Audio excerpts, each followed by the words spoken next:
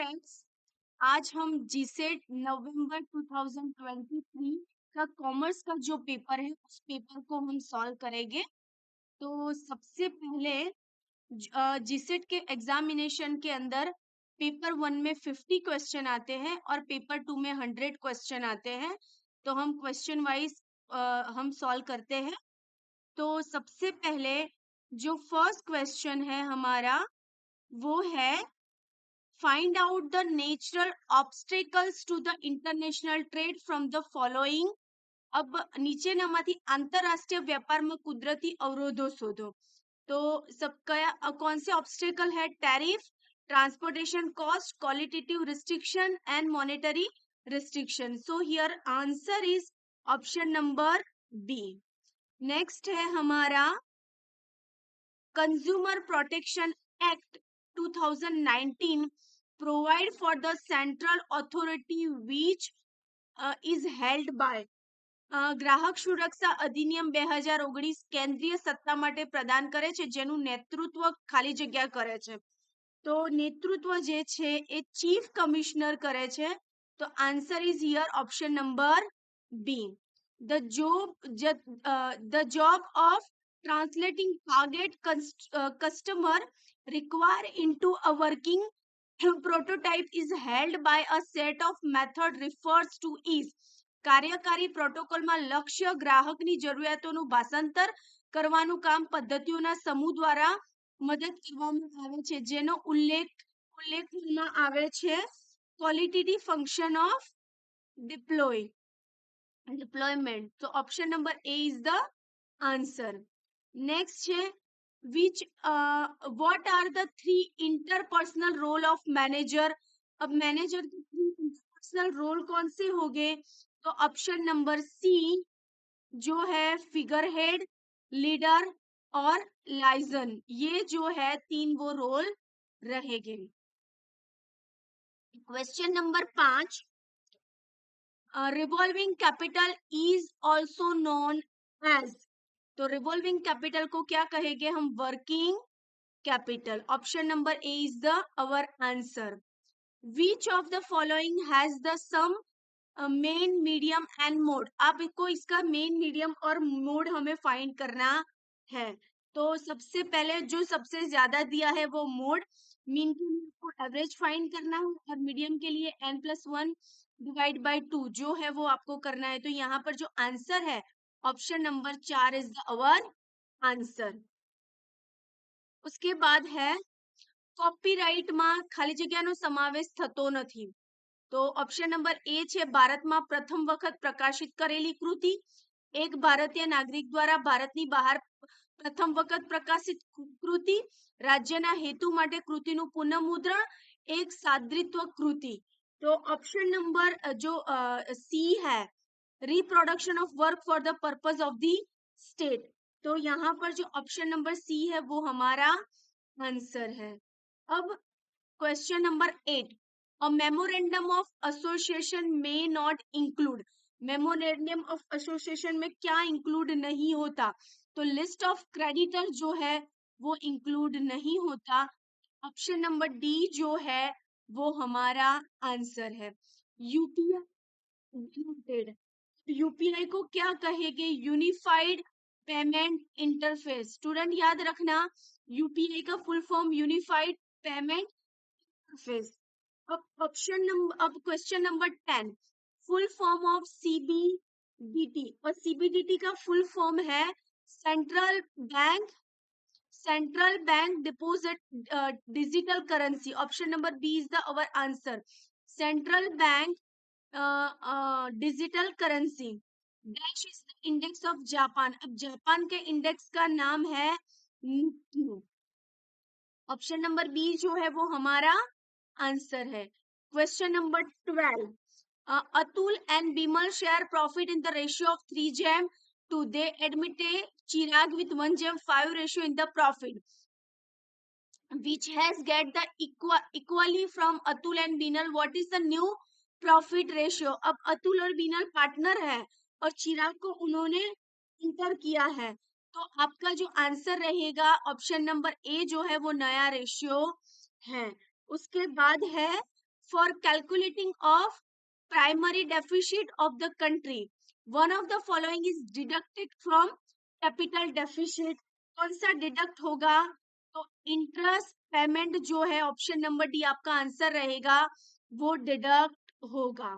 उसके बाद है नेक्स्ट क्वेश्चन नंबर 14. लियोन प्रथम व्यापक कसौटी તરીકે ઓળખાય છે.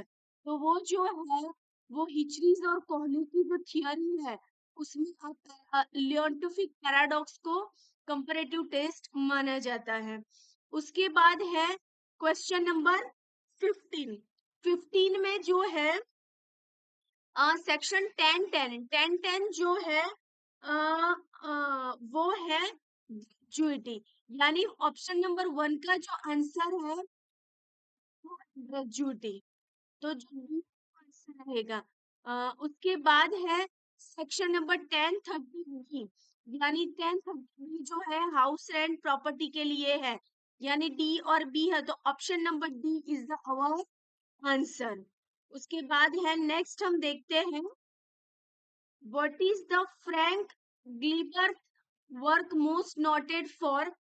तो 16 नंबर जो है उसका आंसर है फ्रैंक ग्लीबर ने टाइम एंड मोशन स्टडी दी थी, तो ऑप्शन नंबर बी जो है वो हमारा सही आंसर है. उसके बाद है ₹100 denominate note is sign by. अब ₹100 की नोट को कौन साइन करता है? तो यहाँ पर जो आंसर आएगा option number A governor Reserve Bank of India. उसके बाद है 18 number MCQ. Holistic market achieve profitable growth by expand customer share dash and customer life time value. जो क्वेश्चन है उसका आंसर रहेगा option number C customer loyalty. Dash 19 dash is the process of finding current value of demand for various value of price and other determining variable. So 19 पर जो है उसका answer रहेगा demand estimated. Next,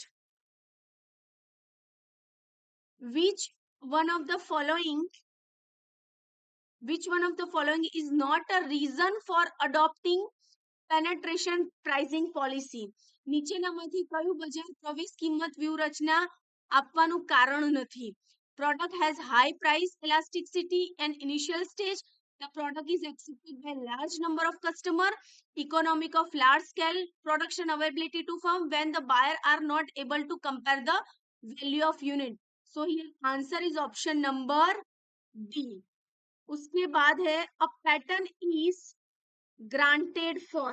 अब pattern को કોણ grant कर रहा है? ખાલી જગ્યા માટે પેટર્ન કરવામાં આવે છે, તો an useful for innovation with novelty. तो नॉवल मतलब नवीन उसके लिए आपको पैटर्न करना है. उसके बाद जो है કોન્ટ્રાક્ટ ઓફ ઇન્ડેમનિટી રિલેટેડ વર્તનનો કરાર ખાલી જગ્યા સાથે સંબંધ ધરાવે છે. undertaking to cover the losses caused to another person by the human agent. तो यहाँ पर जो है ऑप्शन नंबर डी जो है वो हमारा सही आंसर है. नेक्स्ट है section 138 of negotiable instrument act 181 refers to. negotiable instrument जो किससे refers करता है? provision regarding dishonoring of the check. so option number 1 is the our answer. अब नीचे जो है 24 नंबर का question, what will be the result if the given series is symmetrical. तो सिमेट्रिकल एक ही श्रेणी है, bar is equal to m is equal to z. So option number A is the our answer. उसके बाद है 24 share capital is shown in the balance sheet under the head of equity and liability is based on dash concept. તો यहाँ पर जो हमारा ખાલી જગ્યા ખ્યાલના આધારે શેર મૂડીને પાકા સરવૈયામાં મૂડી અને જવાબદારીના શીર્ષક હેઠળ દર્શાવવામાં આવેલ છે. Separate entity. તો हमारा option number B. Next MCQ है मैच द फॉलोइंग दिया है। उसके बाद है रिटायरमेंट ऑफ पार्टनर। अब पार्टनर जब रिटायर होता है तो कौन से रेशियो अप्लाई होते हैं? तो यहाँ पर जो है रिटायरमेंट के टाइम रिटायरमेंट के टाइम जो है gearing ratio. So option number C जो है वो हमारा सही आंसर है।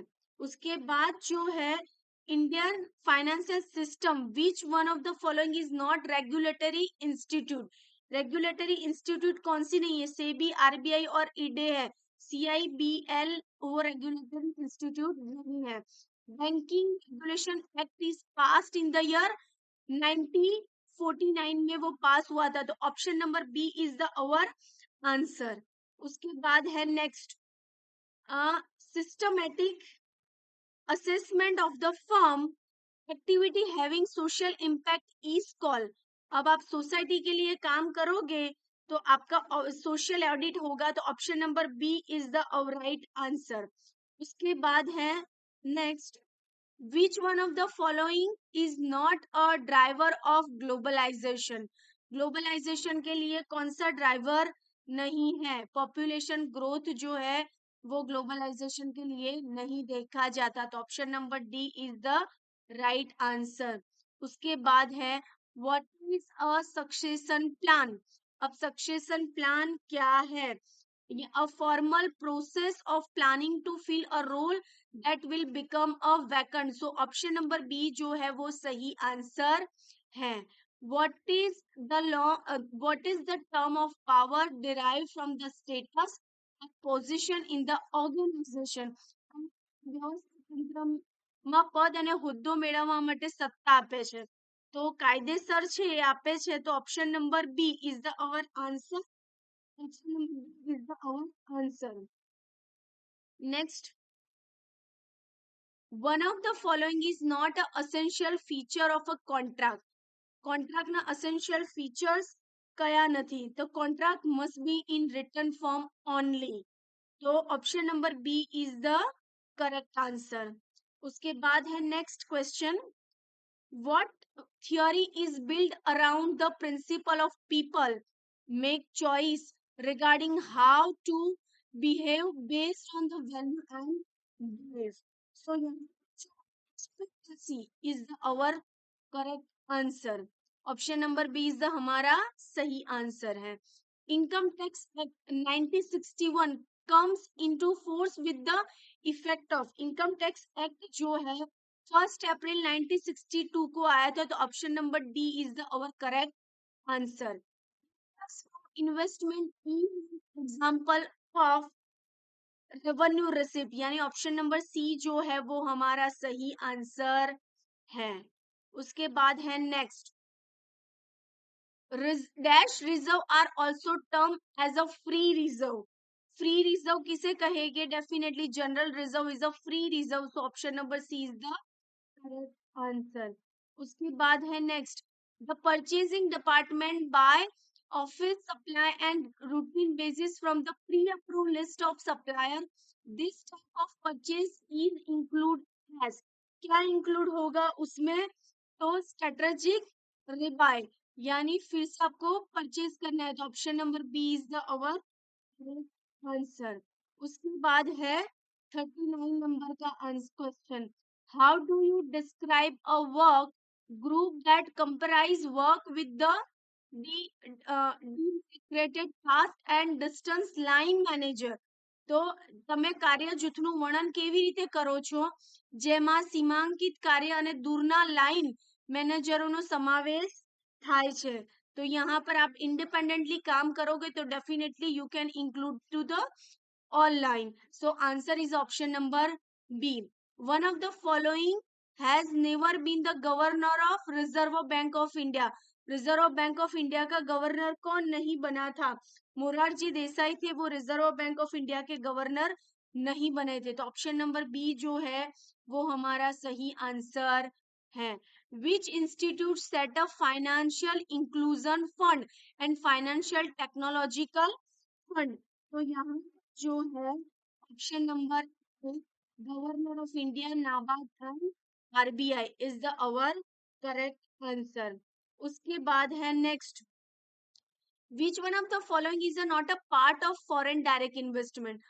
foreign direct investment का part कौन सा नहीं है? foreign institution investment is not a part of the foreign direct investment, so here our answer is option number B. Next question, question number 43. An increase in consumer income will increase demand for a dash but decrease demand for a dash. तो यहाँ हमारा answer है option number B, normal goods and inferior goods. Option number B is the our answer.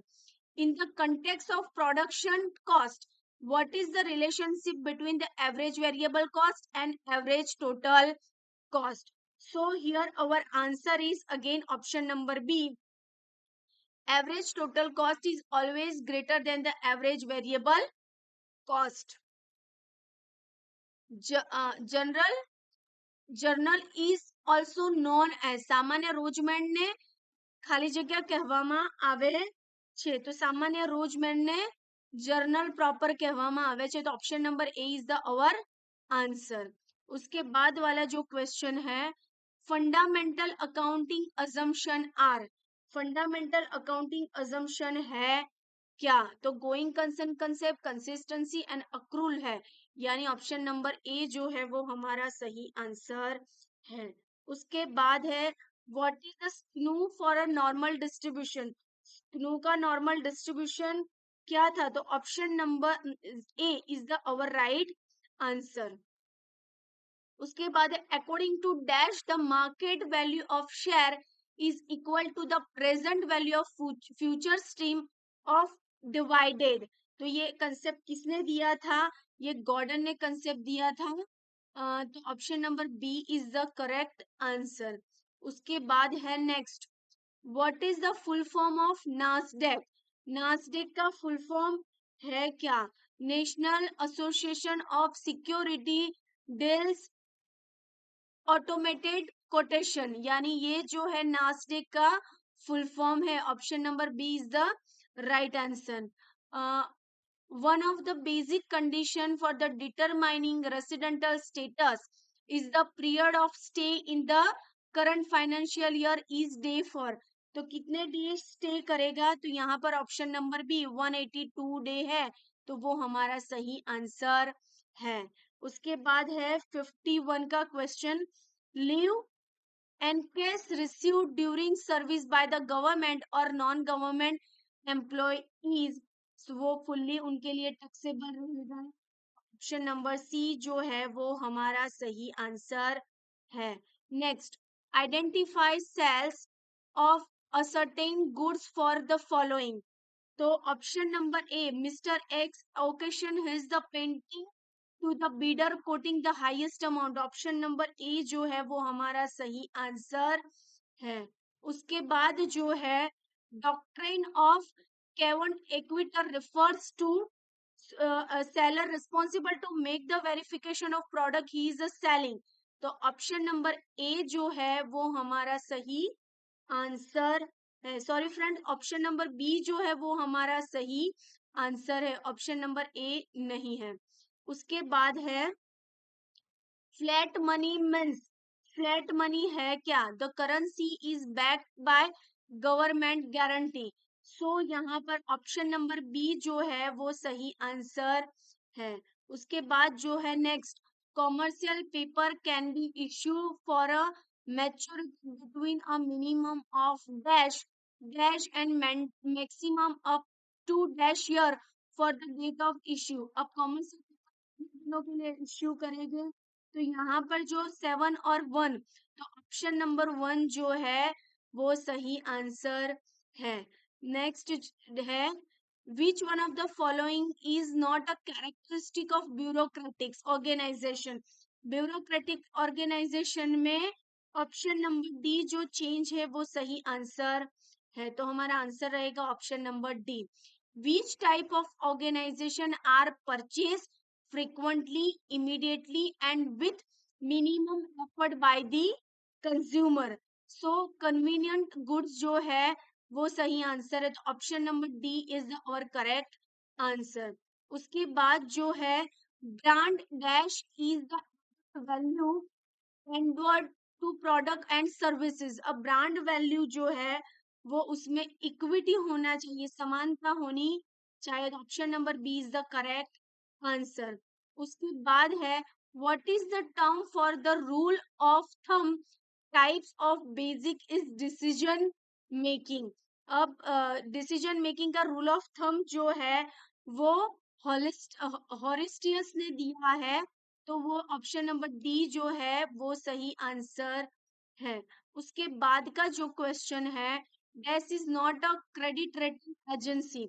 अब credit rating agency हमें सबको पता है सेबी जो है वो क्रेडिट रेटिंग एजेंसी नहीं है। तो ऑप्शन नंबर ए जो है वो सही आंसर है। What is the full form of SWIFT? SWIFT का तो society for worldwide interbank. Option number C जो है वो सही आंसर है। उसके बाद है 62 number the number of different person or household exposed to the particular media schedule at least once during the specific time period is known as। तो यहाँ पर जो है रीच जो है यानी ऑप्शन नंबर सी जो है वो सही आंसर है। उसके बाद है 63 identify an item which is not a component of balance of payment current account. Balance of payment current account में क्या कंपोनेंट नहीं होगा? International liquidity account. Option number C is the correct answer. उसके बाद है next question Dash has notified the 41 Indian Accounting Standard AS, Indian Accounting Standard as per the Company Act 2013। कौन सा notify कौन करता है? मिनिस्ट्री ऑफ कॉर्पोरेट अफेयर, वही उनका सबका मिनिस्ट्री ऑफ कॉर्पोरेट अफेयर ही देखते हैं। 65 match the following current liability. अब करंट लायबिलिटी में क्या आएगा? करंट लायबिलिटी में बैंक ओवरड्राफ्ट आएगा। तो यहाँ पर सी वाला जो है वो ऑप्शन सही है। तो सी बी सी जो है वो यहाँ पर ऑप्शन हमारा सही है। नेक्स्ट जो है Mr. R. Rajesh Kumar is working as a business analyst at TCS Hyderabad. He is drawing a basic salary of rupees 50,000 per month, DA 10%, enter into retirement benefit. He has draw a bonus of rupees 1,000, 1 lakh during the previous year. He is provided with the rent-free accommodation, lease rent by the employer valued rupees 20,000 per month. What is the value of prerequisition in respect of rent free accommodation for the assessment year 2022 and 23? तो इसके लिए जो option number सी है 1,14,000 is the correct answer. तो next question calculate the gross amount value from the following particulars. तो gross amount value हमें find करनी है। ऑप्शन नंबर जो बी है वो सही आंसर है। उसके बाद है next match the following right to information, information technology act, company act and sales of good. उसकी जो है ऑप्शन नंबर डी जो है वो सही आंसर है। राइट टू इंफॉर्मेशन जो है वो 2005 में आया, information technology act 2000, company act 2013, sales of goods 1913। उसके बाद है next coefficient of correlation. Coefficient of correlation जो है it is the square root of the difference coefficient determination. उसके बाद है next if the coefficient of determination is equal to 1, then the coefficient of correlation. So here answer is option number B, can be either -1 or +1। उसके बाद है next what would be the probability of an event G is H denoted is complement according to the axiom of probability. So here answer is option number B, option number B PG 1 minus PG. Next, which of the following is an example of the trade promotion? Promotion का example number है discount, discount, option number C sorry display allowances. उसके बाद है 73, what is the term for the act of getting individual to behave in a way that are the accept to the group. अब group के लिए accept हो रहा है, option number C socialism is the our answer. Next हम देखते हैं FIR stand. अब FIR है जो investment fluctuation reserve, option number A is the answer. उसके बाद है which one of the following make first offering share of public, first offer करते it is called the IPO, option number B is the correct answer. By which principle is utilitarianism defined? So option number C, the best outcome of the majority of the people, option number C is the answer। dash is non-traditional investment, non-traditional investment कौन सा नहीं है? penny stock is the non-traditional investment। Okay friends, आज इतना रखते हैं, कल हम नया पेपर और देखेंगे। Thank you.